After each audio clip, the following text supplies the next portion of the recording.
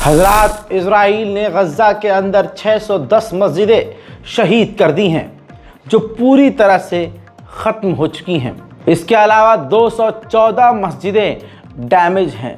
लगभग 90% गाज़ा की जो मस्जिदें हैं इजराइल ने शहीद कर दी हैं। वहीं अब इजराइल देर रात को भी गज़ा पर ख़तरनाक बमबारी कर रहा है।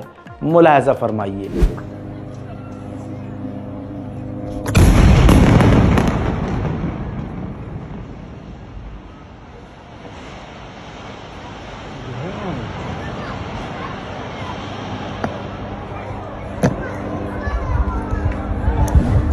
इसी तरह से इजराइल ने लेबनान के ऊपर भी खतरनाक हमले किए हैं, जिससे लेबनान को भारी नुकसान का सामना करना पड़ रहा है।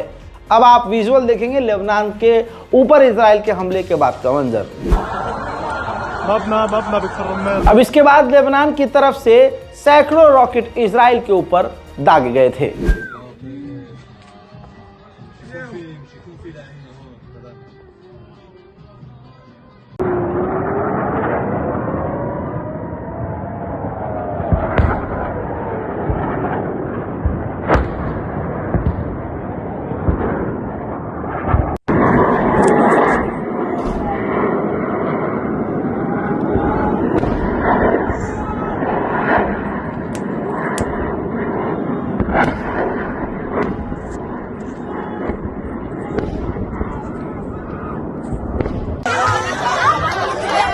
לצפות כזה,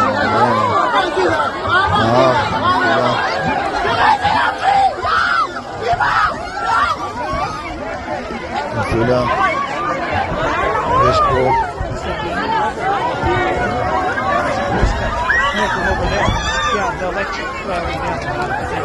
सोफा बयान।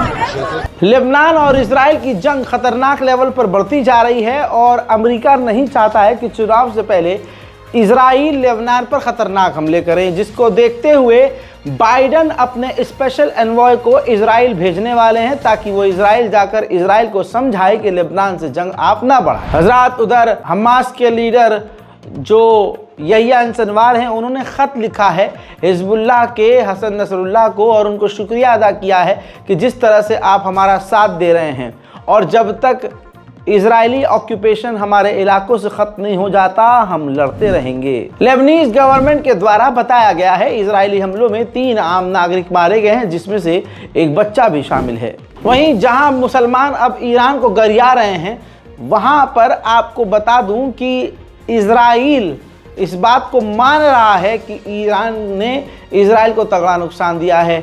इजरायली जर्नल ने कहा है कि ईरान बहुत दिमाग वाला गेम खेल रहा है, इस स्ट्रैटेजी के हिसाब से चल रहा है।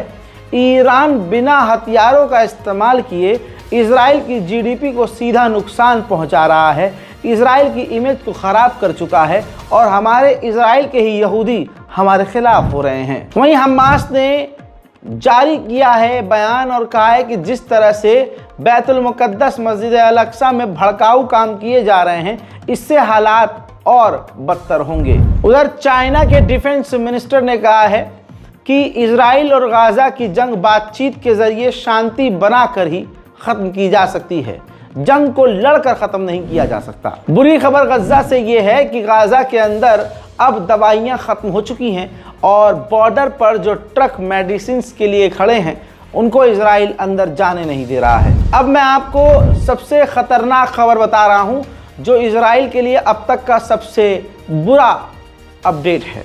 बताना चाहूँगा कि 1000 इजराइल के जनरल कमांडर फौजी अधिकारियों ने मिलकर इजराइल की गवर्नमेंट को लेटर लिखा है कि हम सब 1000 लोगों को आप फ्री कर दें।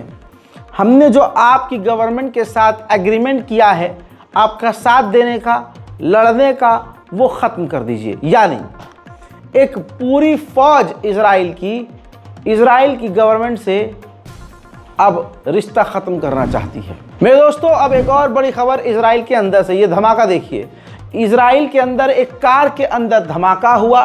शक ईरान पर है, लेकिन अभी तक इसकी पुष्टि नहीं हुई है कि इस धमाके के पीछे कौन है। यूरोपीय यूनियन की अमेरिकी एम्बेसडर ने कहा है कि फिलिस्तीन को स्टेट बनने के लिए उसके पास जो तमाम चीज़ें इक्विपमेंट्स होने चाहिए वो नहीं है।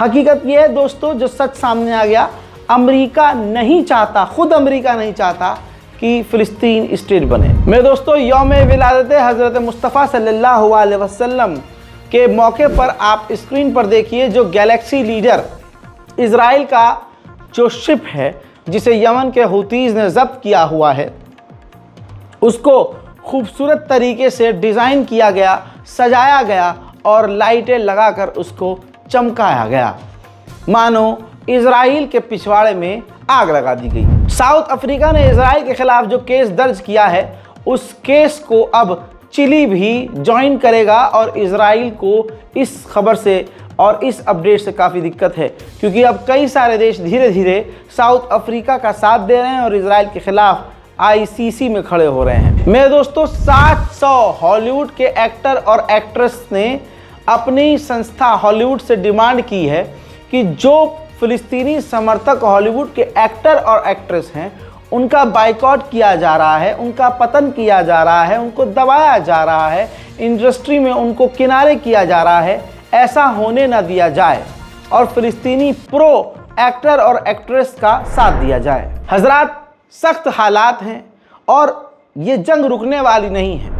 इज़राइल का प्रधानमंत्री खुद ये नहीं चाहता कि ये जंग रोकी जाए।